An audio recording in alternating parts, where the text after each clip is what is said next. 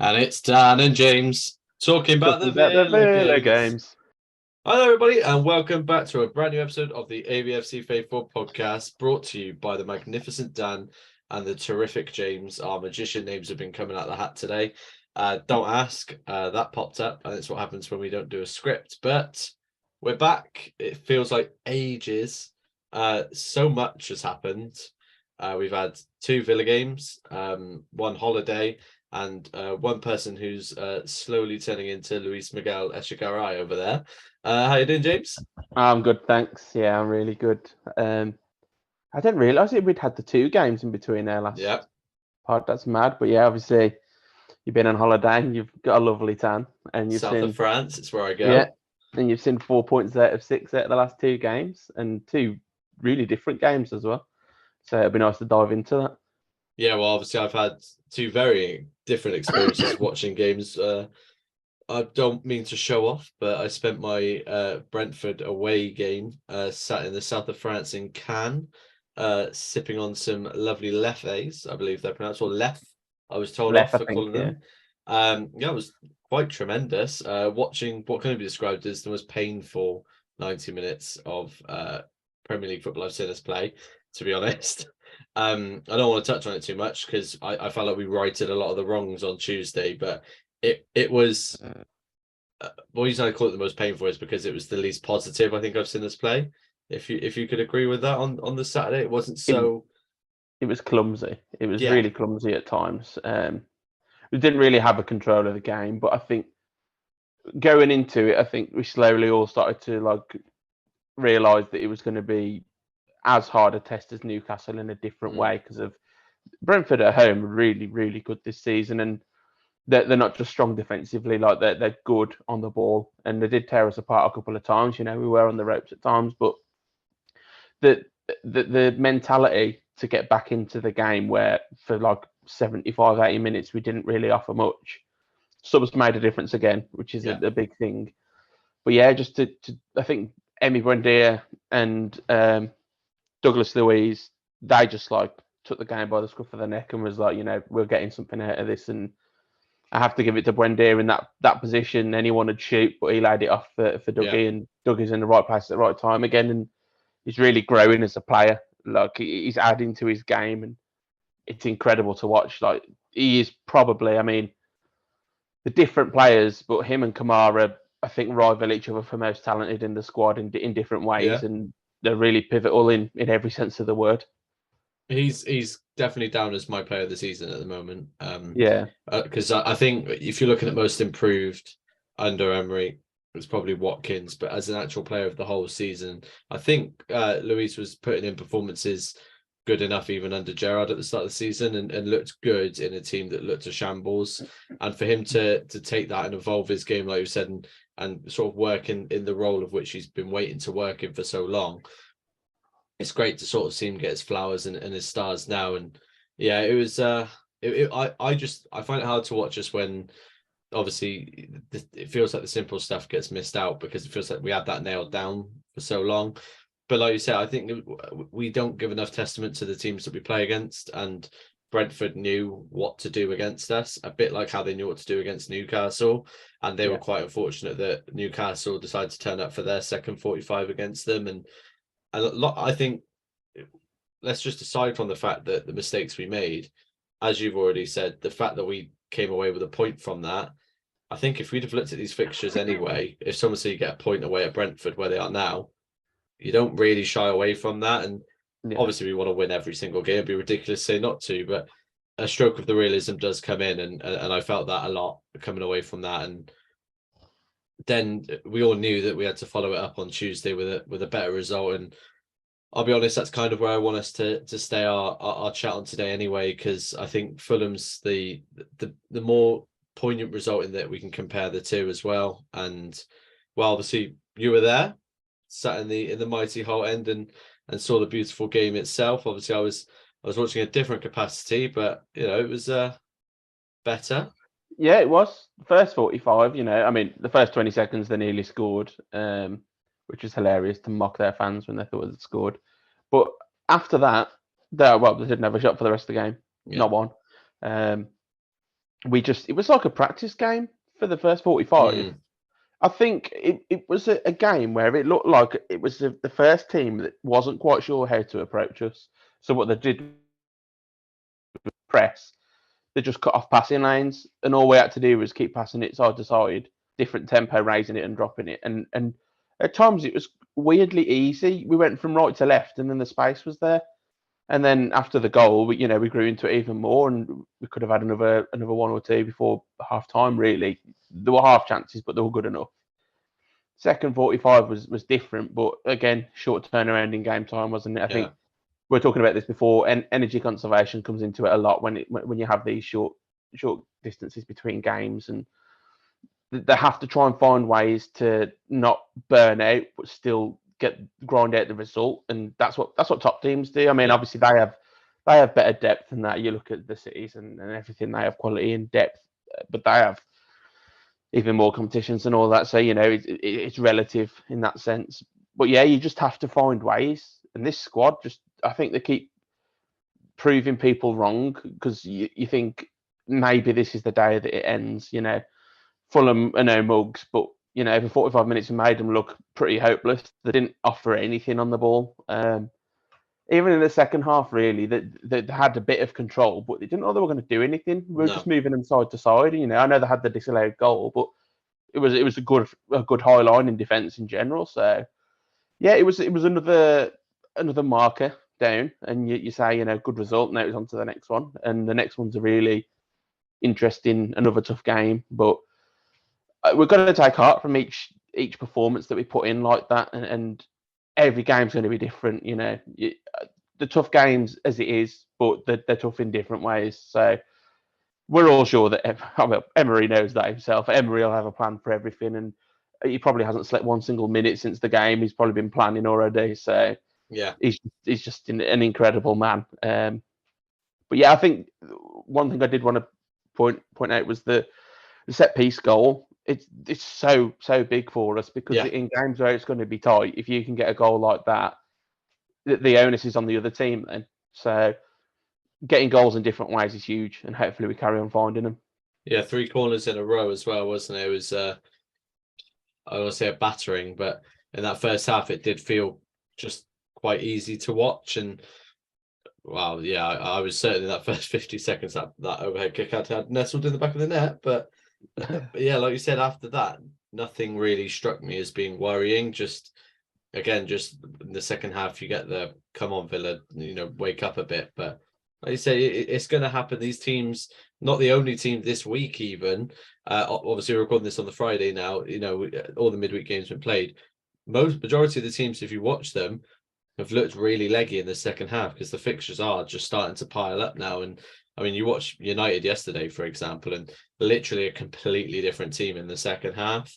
So it's no surprise. And yeah, I think it also helps Emery figure out where he needs to get the backup in certain positions over the summer as well, and what positions he sees as, or the players he sees as being sort of the most tired at the end of the games. And it's where you see the Moreno for Digne sub come in, and obviously you got the likes of you never ever change your centre backs, but Mings and Konza are coming up on a lot of heavy games and a lot of work to have been put in of recent. So it's going to be interesting to see. Oh, but it amazes me how he's still going at the rate he is, because I thought he was really good as well on Tuesday. I think he sort of knew how to play the line he did, and won a couple of fouls down the right hand side in the second half, and played the game very well, and deserved the sort of the ovation he got when he came off as well by the fans, because it's a position that isn't shouted out about enough. I'm going to have to keep shutting the door because at some point the cat's going to come in and it's going to cause mayhem. So yeah, but it's something that I think that we all shout about Ashley Young as the player and how he's doing, but we don't actually shout about what he's doing, and it's nothing short of brilliant, I don't think. Yeah, you can tell like towards the end of the game he starts to wither a bit, and that you can understand that. I mean, younger players, you can see they start to blow towards 85 minutes, but he never lets it get to him. No, like he never gives up or anything. And again, I think it's because he's got that footballing intelligence as well. I think when he starts to tire, he starts to sort of drop off a little bit more, and his positioning becomes more important. But what he offers on the ball is really, really important because, you know, he's been there, done that. And as I said before, being a winger by trade, he sort of has a winger's number half the time. He knows what to expect in circumstances. It's only that lack of pace sometimes that will do him. So, yeah, he's been, you can make a case for improvement in every single player, you know. There's obviously the players that people call flops, but they've all played the part in some sort of way, and they're still learning under Emery. You know, in more ways than just how to improve the game. They're learning how to understand the game. You know, it is a bit of an education because you can follow the drills of what your coach drills into you, but when you're in a game, you've got to sort of suss it out yourself at sometimes and notice changes, notice where the spaces are. Because I think having a structure is one thing, but having freedom in a structure is a different thing. You've got to be able to change the game in a different way. Yeah. So that they are all still learning in that sense. And as we were saying, like different players coming in and better players coming in will only help that, because I think it unlocks other avenues in the players that we currently have, because it gives them something different to hit or something different to bounce off. So it will be important like that. But just thinking about being 10 games unbeaten, and it's funny because I don't think 10 games unbeaten does it enough justice when you say we've won 8 and drawn 2, because, you know, anyone could go 10 games unbeaten in a sense of 3 wins and 7 draws or something, like, you know what I mean? Like eight wins and two draws is really, really good going. Like, is it only City that's matched us in that, or are we? I think we have the best form. We have the best form over those 10 games. Yeah, we were top of that. I think, we're only getting beat by City at the moment because of the games. And I mean, you put it into perspective of when everyone was saying, you know, they've been on an easy run after like 3 or 4 games. There's no easy run in the Premier League. And, you know, Brighton are a contender. They lost 3-1 to Forest. You can't call what happens on the day. You have to show up. You have to be the best version of yourself, as much as that sounds like Steven Gerrard, which I hate. And you have to see it through. You have to find a way. And the fact that we do, considering we started the league with one win, 3 draws and 3 losses or something, or even worse than that. I can't even remember. Like, too painful to remember, to be honest with you, James. It is. This team didn't have a winning mentality. I mean, it's a bit of a silly phrase in my eyes, because everyone wants to win. They all want to win, but it's how they focus under pressure. They've found it out of, well, not out of nowhere. They found it out of confidence from the manager, and that's what makes a difference. You know, as I said, he's a great coach, but he's filled them with confidence, and that's a massive thing. Yeah, it comes down to a point where I think it's a guy called Will Russ on Twitter put out a tweet that got a lot of traction. It was just basically how underestimated and underappreciated Emery was as a manager in the game here, and sure he's finally getting the sort of the recognition he deserves as an elite level manager. Obviously, you get the shouts from the media about loads of different stuff, and we've all got enough to be offended by for another week when we're getting like you know what I mean, when you get the shouts of, oh, should Emery be looking at Tottenham and Chelsea, and people get annoyed at that. I just sort of think, well, isn't it nice to know that we've got a manager that gets thought of that way, and we know that that's not going to happen, because there's no substance to that. It's just right now. They're just lazy links, and you've got to just sort of understand that, you know, we've been waiting for ages to be looked at, and sure, we're being looked at in a way we don't like the way they're saying it, but come on, we know this is going to happen. This is like, the idea is that Sky and BT and BBC, they have the recognized big 6, the super 6, and that's what they want, and they want that to be maintained because it's the cash cow, and it doesn't make Super 8 doesn't ring off the bell for them, and having Newcastle and Villa in that, or Brighton and Newcastle, whatever, it doesn't help them. So you got to just sort of expect stuff like that, and I've learned to just enjoy it and enjoy the animosity that comes with it, because we've been thought of as, oh, Villa, you know, they're there, they nick an easy couple of points off of some people, but they're not doing anything. Now people are looking at us. I'm genuinely seeing come up on graphics on BT Sport how Tottenham play against the top 6 and Aston Villa are in there. How weird, ridiculous that is. The top 6, Aston Villa, over 31 games played in the Premier League this season. I genuinely thought when Steven Gerrard was still here and we were, that we were probably going to be going down. And now I'm sat here thinking, well, the Conference League, maybe the Europa League, and I've got people telling me, well, this is how we can get Champions. Like, come on, like, let's just sit back for a minute. This is absolutely mental. Whenever I think of the Champions League, I'm like, I don't know if you've seen that meme. You know, that woman that's like tasting something and she's like, Yeah.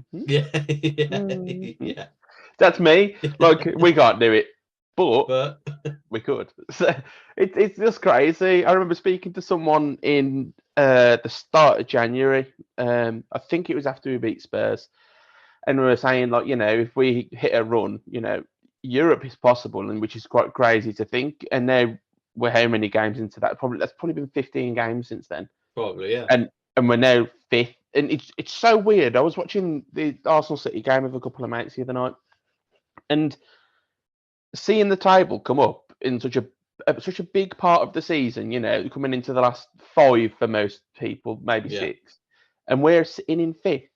It's just it's been so long since we've like seen that, and I don't know. It still hasn't sunk in. Like, I keep saying it. We're 5th, we're 6th, or we're 7th, or whatever. Like, I keep saying it, but I don't think I've realised like how big it is. Like at this time in the season where we're looking at 5 more cup finals, and it's you just got to enjoy it. Like whatever happens, this putting ourselves in this position has been amazing. And if we struggle for the last 5 and we get outclassed, that is what it is, and we've got to take it a lesson from this experience. You can't write off what this 10-game unbeaten run has been. There's a strong foundation to build something really special, and that's what we've got to look at in general. Whatever we achieve this season, we've built something already. We've laid the plans for what is to come, and that's the main thing for me. Is like, of course, there's all the talk of it. We could finish 9th and get nothing. I don't think that's it's not probable, but say if we did, out of the realms of possibility, I end up with no Europe, I'm still not going to be upset, because we've literally never had a European fight since before it was obviously before I was supporting. 09, so so it's ridiculous in my eyes. It wasn't something that I thought was going to happen for us for a very, very long time. I thought next season we might go to 8th and look around that bit, and then the season after we might push for 6th. But like how ahead of target we are, and not just that, but how good it is to watch us as well. It's at 20 games now in a row with a goal scored. Have I got that right? 20 games where we've scored 20. It's absolutely ridiculous. We just can't. When have you ever heard Villa just can't stop scoring? No, honestly, I'll go into every game and think, I wonder when we're scoring, not I wonder if we're scoring. Yeah, what time does the goal come? But what I love now is I don't know who's going to score it. Yeah, because now we're popping up with Tyrone Mings headers from corners. What is next? And what I love most about that was obviously they spoke to John McGinn after the game, and he was saying how he's been working with Austin McPhee and different ways of it, because, as he said, I've got a club foot. And that's what I love most, is that they've adapted certain techniques to certain players, and exactly that shows what was missing at the club. We look at a player and we go, right, that player can't change that. How do we work around that? It's called management, and it's called tactics, and it's called actually using your brain. And no, I'm not going to go into it, but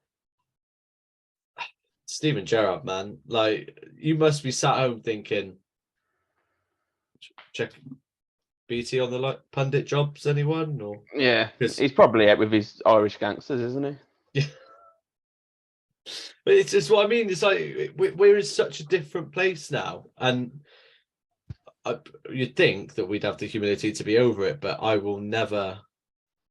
Don't think I'll ever let it go, because I'm a bitter person. But look, people always say that, they'll look at the run and they'll take it apart and they'll go, well, that team, okay, that team, they ended up fighting for relegation. Well, sometimes they're harder than games against the likes of Brentford or Chelsea, for example. But there hasn't been one game where I've gone. Actually, I tell you, lie, there's only one game where I've looked at the team we played and gone, they've not even bothered today, and we wiped the floor with them, and it was Newcastle.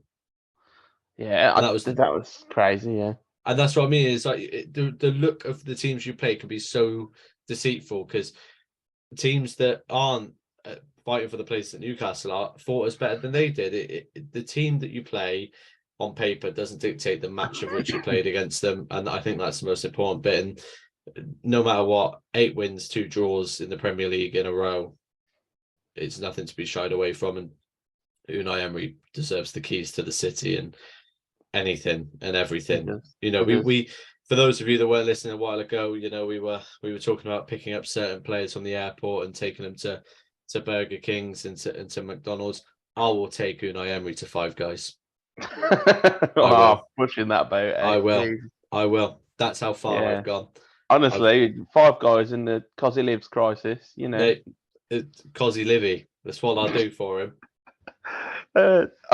Before I forget, it was just coming to my head. I got out of the ground on Tuesday.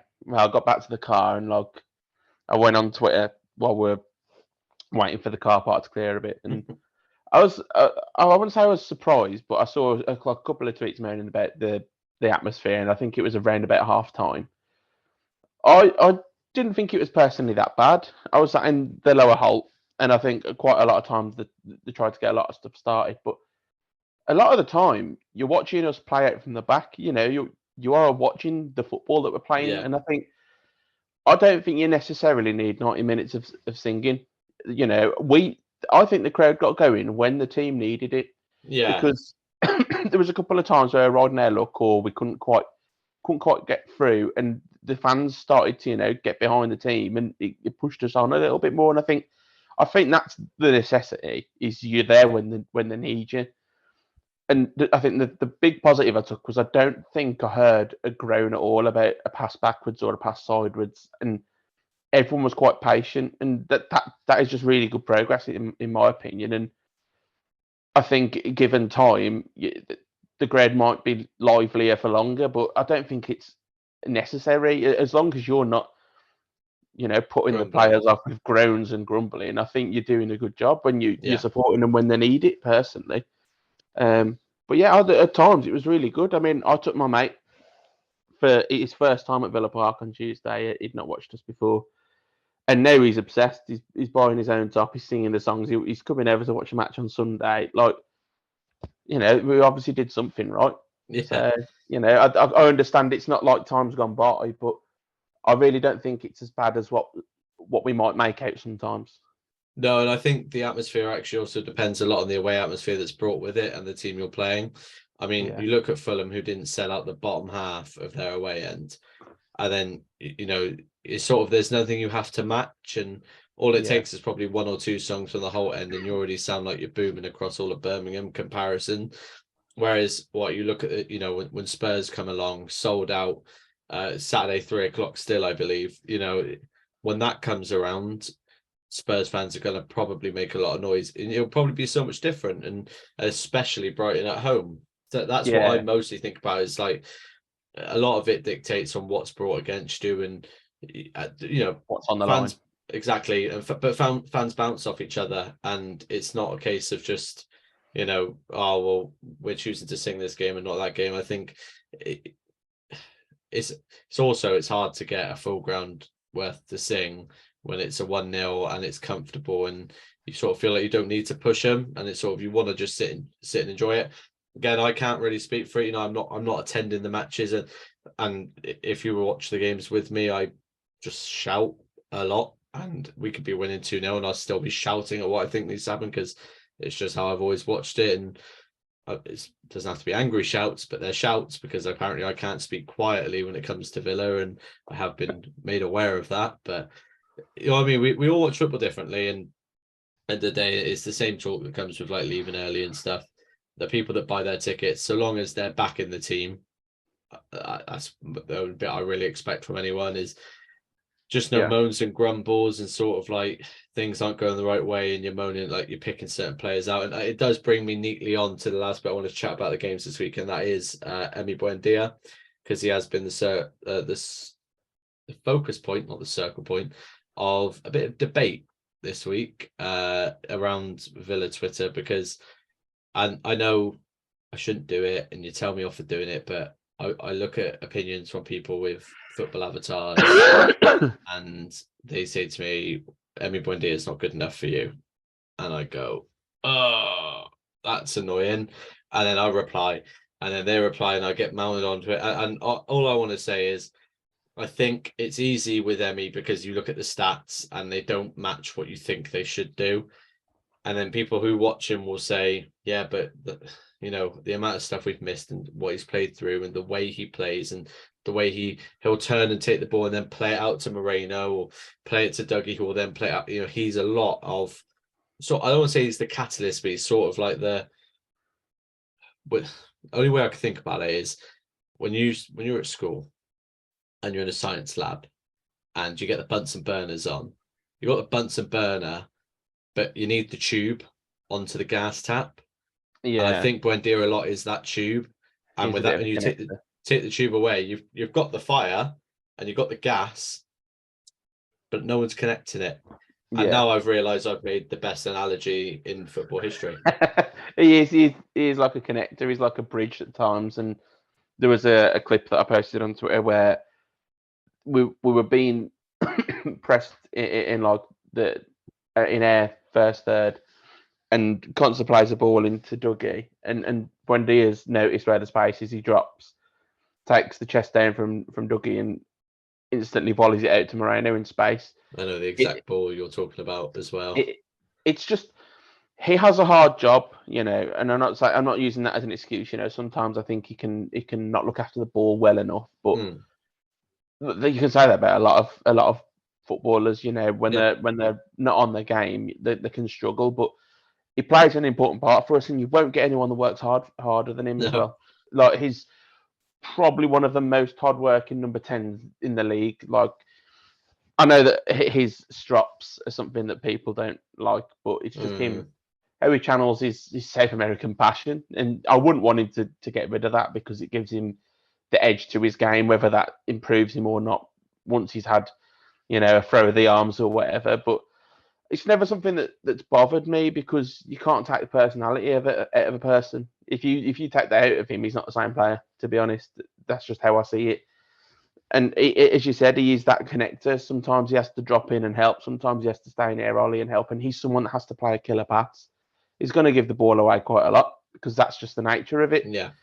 And it's players like that can make a difference. And as you said, his numbers aren't kind to him this season, considering what he's actually created. He's got 2 assists now, I presume, after the Dougie goal.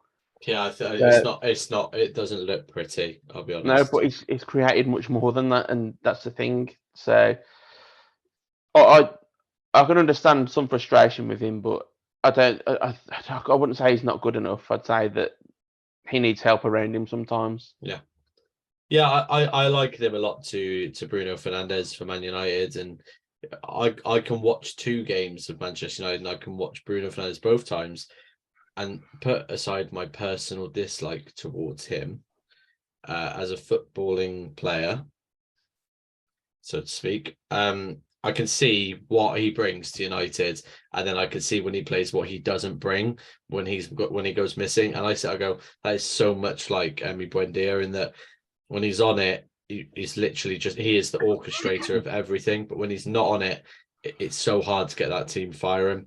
Yeah, I think it's a null debate, because, and I think Villa fans are, I don't want to kink shame, but I think we quite like to belittle ourselves and put ourselves down, and for some reason we feel like we have to. And it is possible that we can just go, things are really good right now, and we look really good.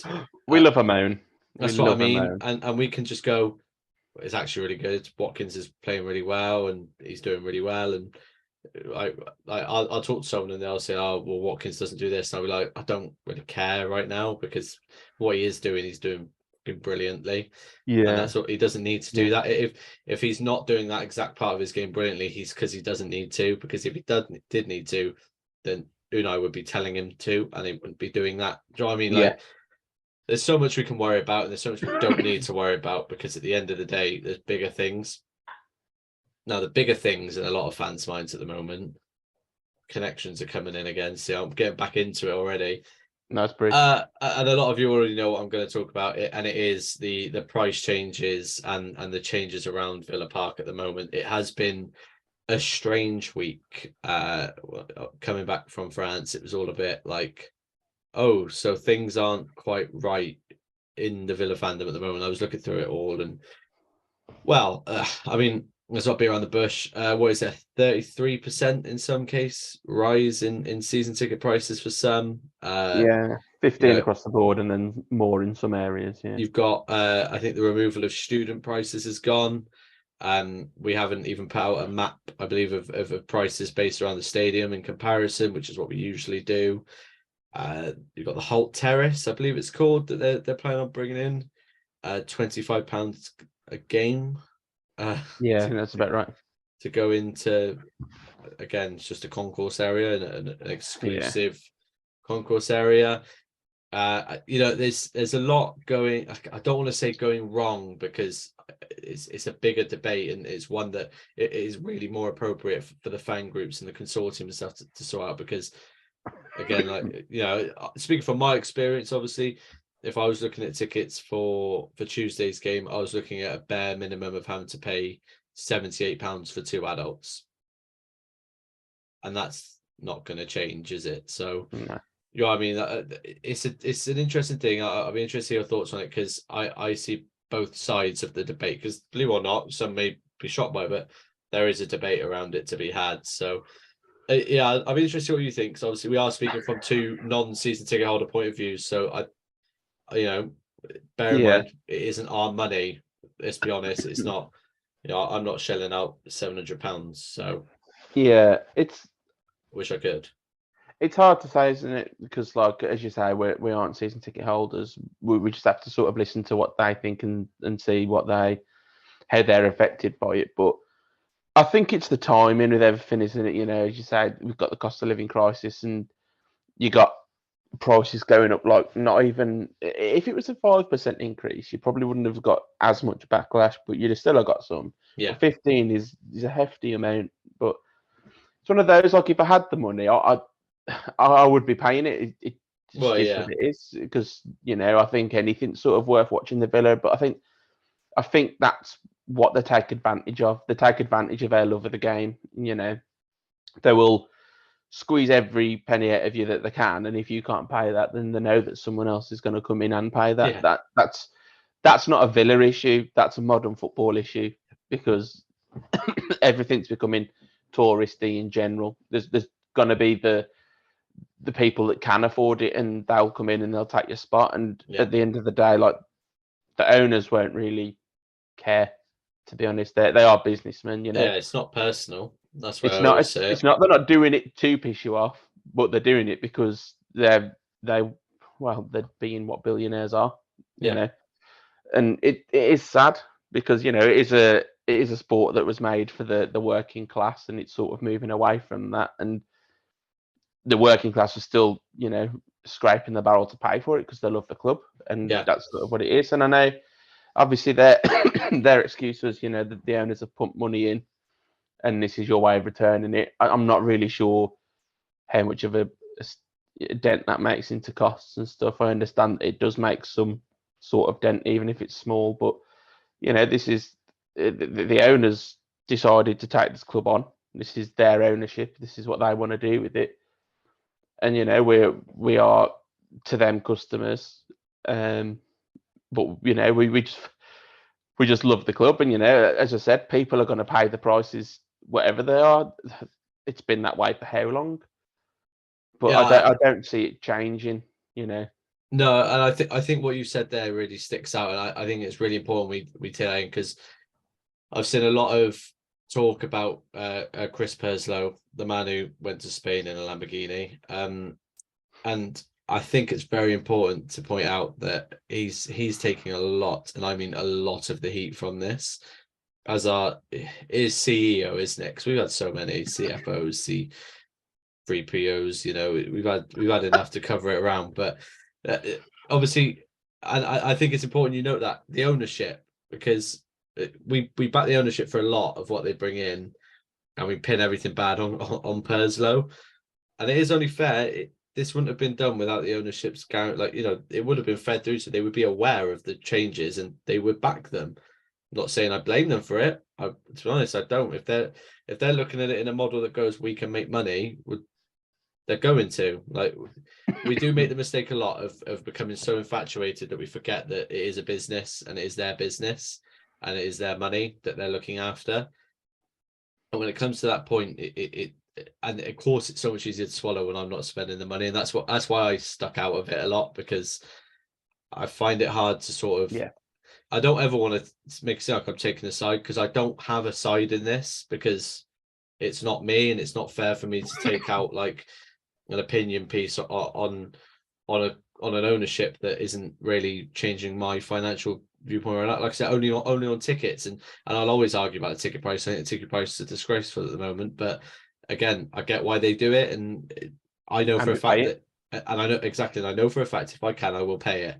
And so it becomes like a cycle, doesn't it? And we get so caught up in it. And I think the only thing that really stuck out for me, I really disliked, was like the removal of student prices, and the sort of the cheeky nature of the way they did it, and to tell everyone of yes, thank you for reminding me that is the worst bit of that statement. They literally Frank Lamparded us. They went, we do all the cup, we're the only ones that kept bringing in a cup game with the season ticket, so we're not doing that anymore. It was almost like a comedy sketch read in that, wasn't it? It was like, you should celebrate us for doing this, but not anymore. It is like quite sad, at this time where everything's really good on the pitch and around the squad and all that there is something that we want to have a little moan about. But as you say, like, I don't want to get too involved in it, because I'm not a season ticket holder. No.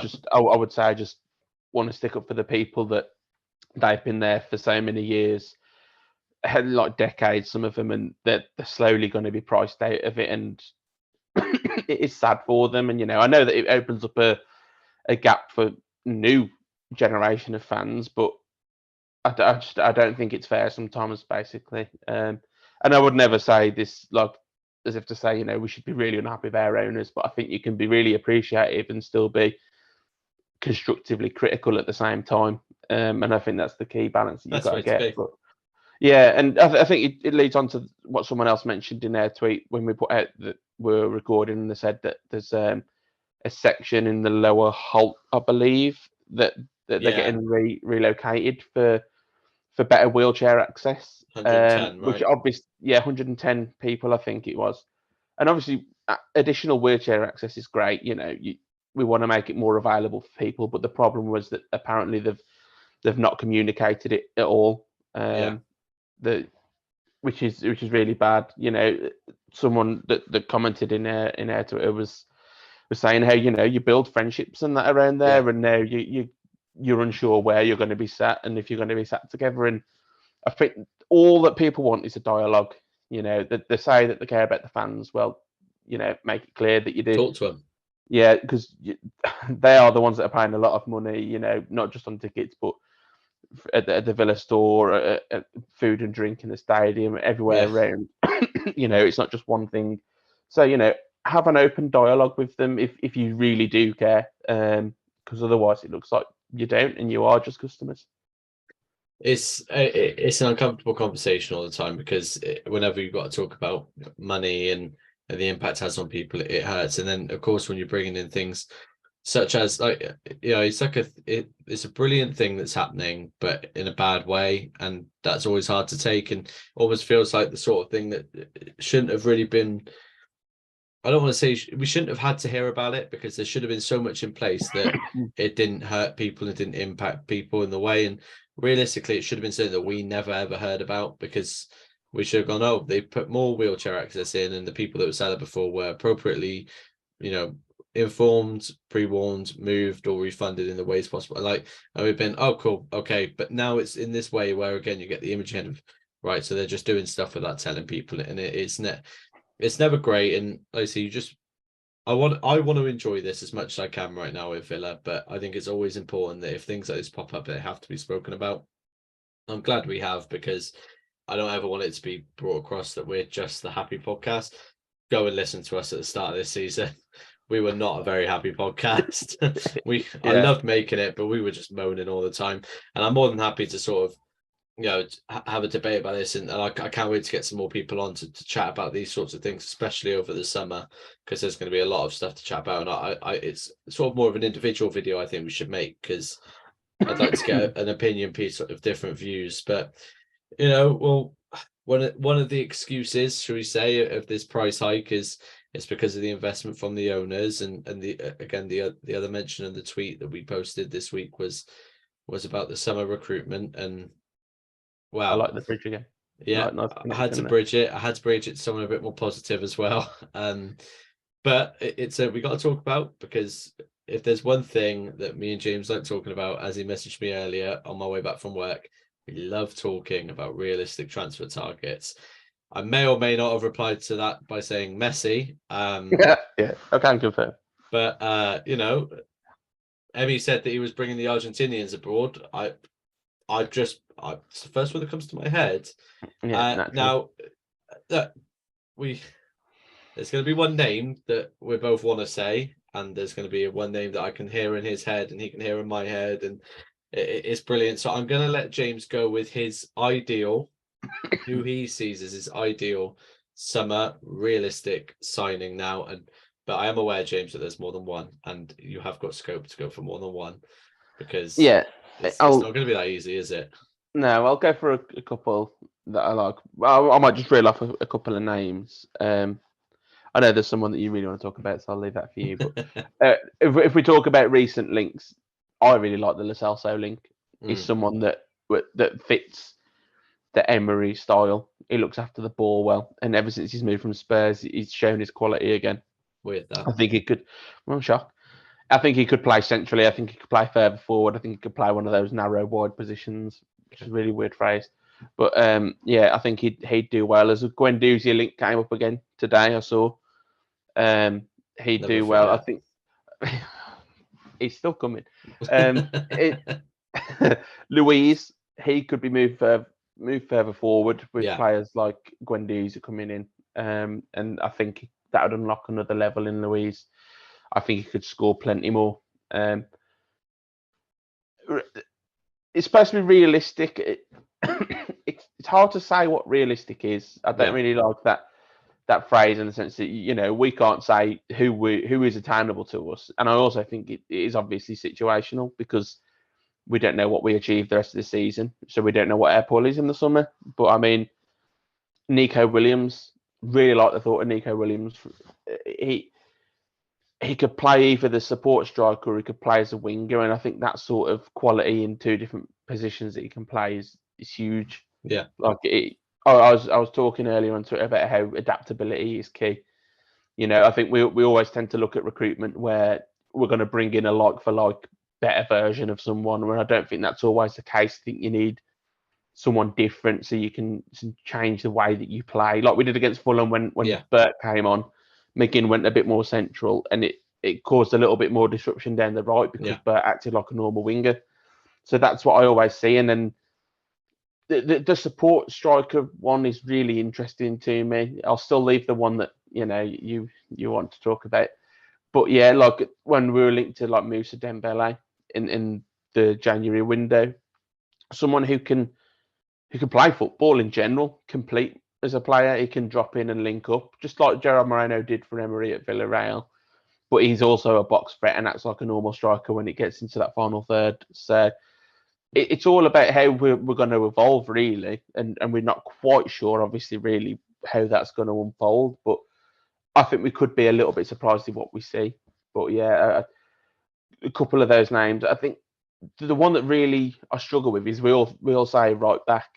I'm not quite sure what sort of right back we're going to be after, because we do obviously play that tucking in right back, but then there was times where we used Cash going forward. So which way do we address it? Yeah. If you know what I mean. If we can get the best of both worlds with a player that can do it, and I reckon Wan-Bissaka could be that sort of player, but I also don't see him moving from United this summer. And if he does, looks unlikely now. Yeah, I think he'd be a decent price for what a right back is. So yeah, just a few names there, and I will throw out my usual Manuel Ugarte. Yeah, please bring him to my football club very soon. Oh, it makes Football Manager so much easier next year as well, doesn't it? Not to spend all that money on him. Yeah, it does. No, I'm going to keep everyone on tender hooks for the obvious one I'm going to talk about a bit. The couple I've been looking at, obviously I was looking at fullback as well. I'm desperate for a Kyle Walker-Peters as well. I'd love to see him at Villa. I think that having the cover at right and left back is obviously sort of a dream. Now, whether he fits the style, again, that's the problem I was having as well. Is that going to be a player that we can actually get? And for the price he's going to be getting, does he fit what we want? But I think that's more of a personal choice. I promise I'm not just scouring Saints' team, but obviously everyone talks about James Ward-Prowse. Everyone's talking about him at the moment. Would you want to see him at Villa? I do think he's a bit of a luxury player for us to have. I can't actually see where he fits in our squad, as in what position he would even play. Now, I'm aware of the fact that you do basically buy probably 6-7 goals or set pieces straight away from him, and that's just direct, and then you got the indirects as well. But again, I struggle with him to see exactly where he plays for a full 90 and who he displaces. Some people might know better than me on that. And then there's obviously Super Magic Paulo Dybala, who is the one that I've been keeping an eye on for the ridiculous price of between 10 and 15 million euros. Now, I mean, I think we were speaking about this before the pod, because obviously I basically banned you from mentioning him because I wanted to talk about him, which I promise I don't wield my stick very often, but it's very rare, and when I do, I'm very affirmative. But I think it's more so because you see, don't do it in public. Yeah, I'm not a Newcastle fan. It's fine. When it comes to like a player like Dybala, I think he gets stuck away by the wayside because his name was propped up years ago, and then he didn't do anything sort of spectacular. He didn't go and have like a 40-goal season or something like that, or a wild assist streak for the teams he's been playing for. But I mean, I've had his stats up. I think for a player of his stature and of where he's playing at the moment, I don't think he's been doing badly at all. And I think you were saying it as well. I think it's a player that I think you'll be crazy to turn down if given the chance, and for the price that we're being listed off at.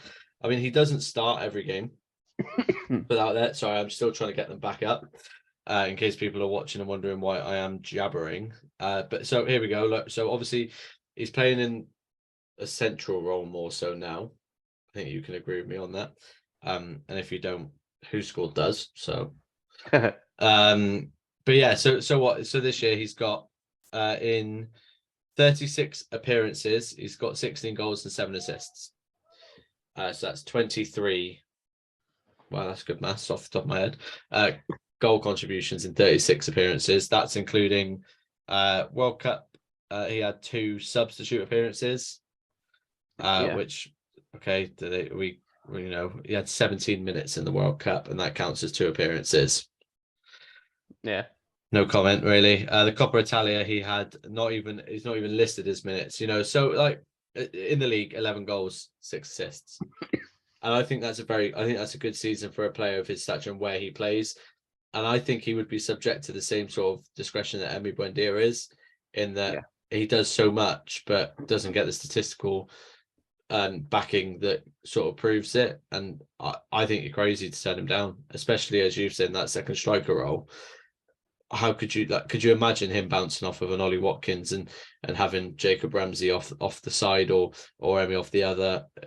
It's magical to me. You know what I mean? Yeah. There was, let's not be silly, 2 years ago there were talks of like an £80 million move to Man United. Yeah. And 2 years isn't a long time, and he's not some sort of like geriatric.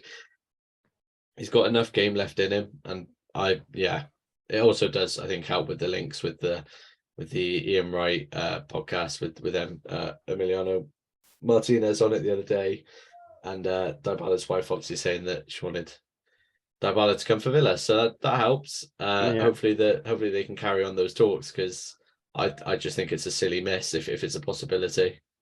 Yeah, it'd be quality, I know that there'd be probably plenty of people that would liken it to the Coutinho deal, but it's one of those. He's not, as you said, he's not that old. He's a really quality player, and the thing for me was with Coutinho, I still, I was really hyped at the time that we got him, but it wasn't really a necessity. Yeah, I think there was a lot of PR around it, obviously, and we clearly thought that he'd still got quality in that, which we started to see glimpses again under Emery, but obviously the injuries set him back. But with Dybala, he would address something that we lack. Oh, hello, Cat. Absolutely out of nowhere, mate. He's absolutely Emiliano Buendia me. He's come out of nowhere. He's done a John McGinn. He's stuck the ass out at me. Yeah. Anything for 5 minutes of fame, he'll do. Fair play to him. So he sort of addresses some of the things that we lack, and he could play that second striker role well. He's been a winger. He's been, sort of just off a number 9. He's been a 9. Yeah.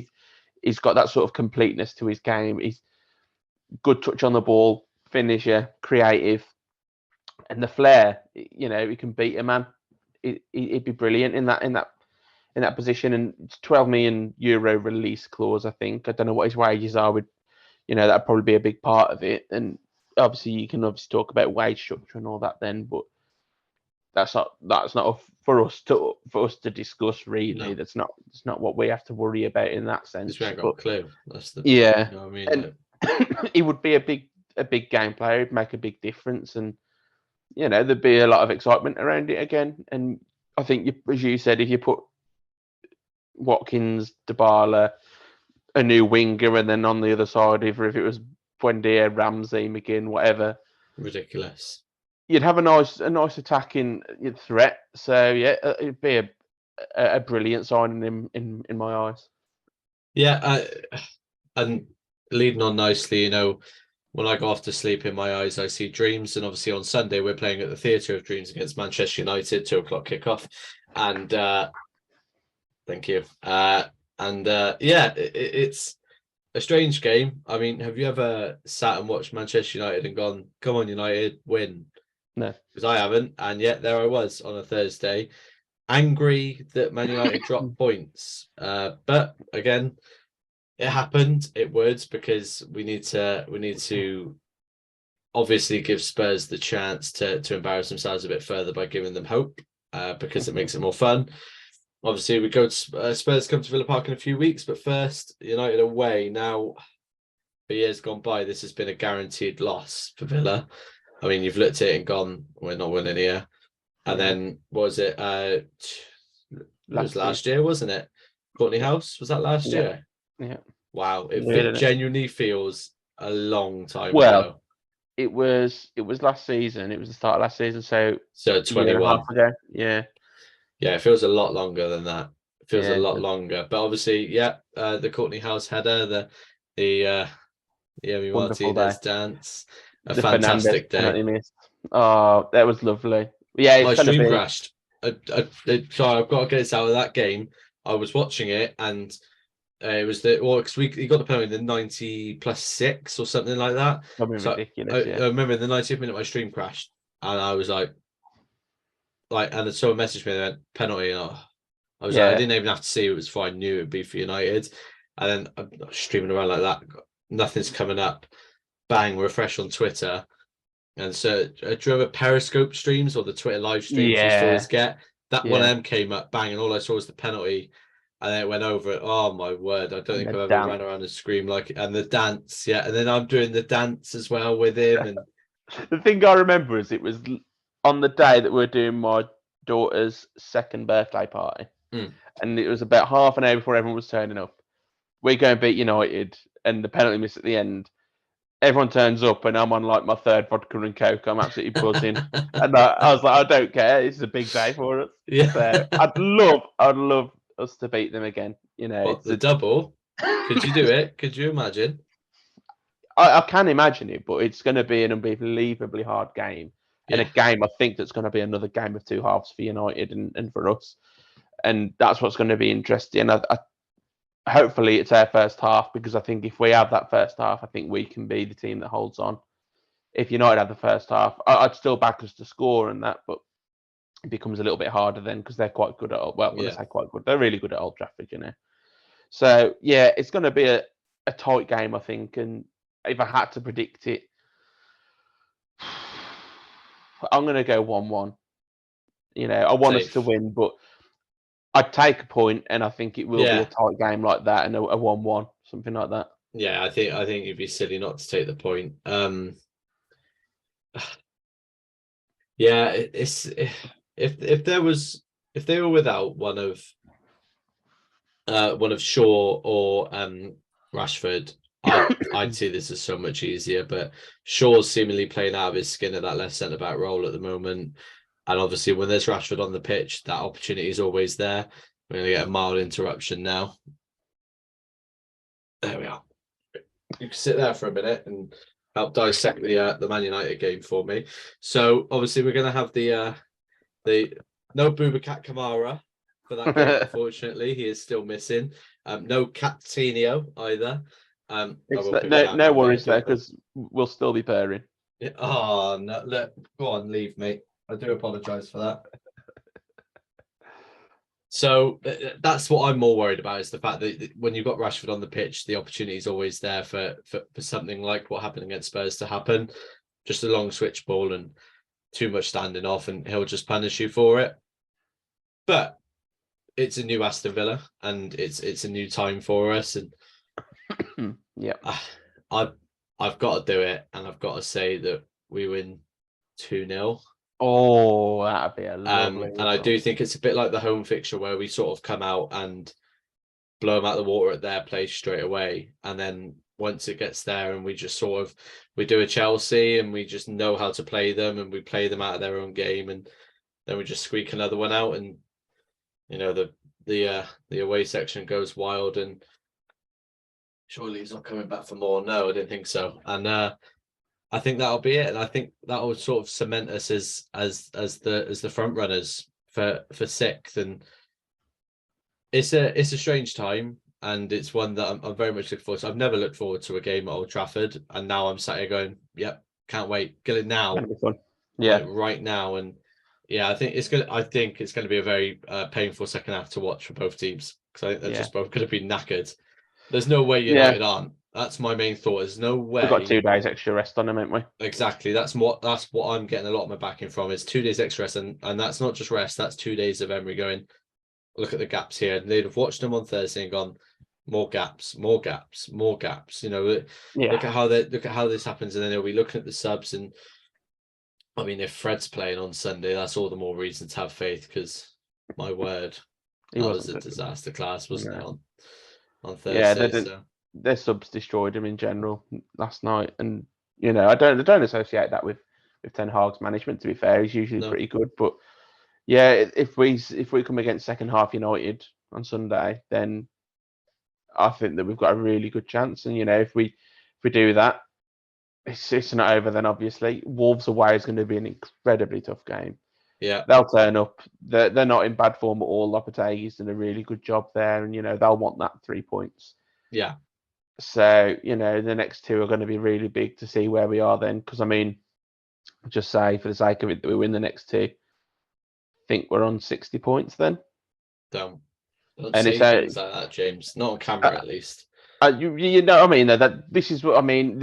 That's what's at stake. That's how big these games are, and that itself makes the games harder, let alone the opposition. So it's how we deal with it, and you know, bring it on. A relentless Aston Villa. Who'd have thought it? Eh? I know. No, it's just something a little bit magical, I think, and I find it weird talking to people now and not being embarrassed to talk about. Not embarrassed, but you know, not being like, oh yeah, Villa, you know, doing this is happening, and people are like, oh, Villa. I go, oh yeah, we'll talk about it, shall we?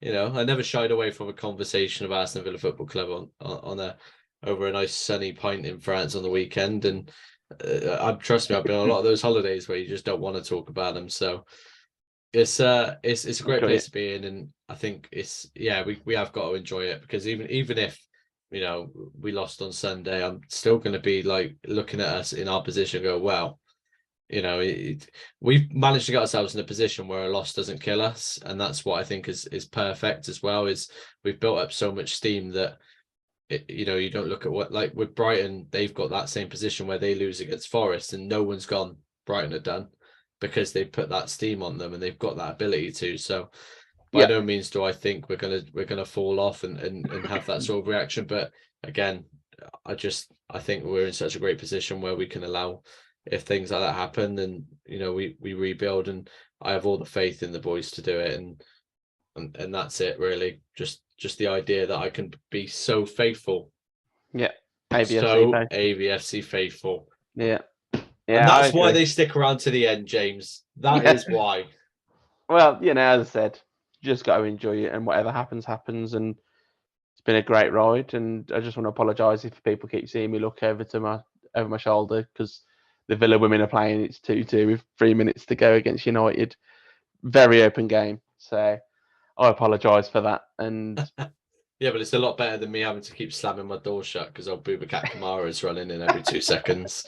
Not wondering whether he's going to get a bit on camera or not, but he'll be happy now. I'll make sure the agent fees go across to him for his guest appearance. And well, obviously, as always, I'm going to say it. It's going to pop up here, and she's going to hate me for saying it too quick. So I'll have to make sure you hit the like button, tap the bell button, and of course smash the subscribe. I think I've done it in the wrong order as well, but one of these days. But yeah, obviously just keep coming back, please. We thoroughly enjoy we love you. Begging now. Yeah, we love you, please. We'll pay. We won't, sorry. No, we won't pay. And of course, if I don't know if it'll pop up on this at all, but make sure you go check out the main Faithful Twitter account, AVFC Faithful, and obviously the AVFC Faithful pod account.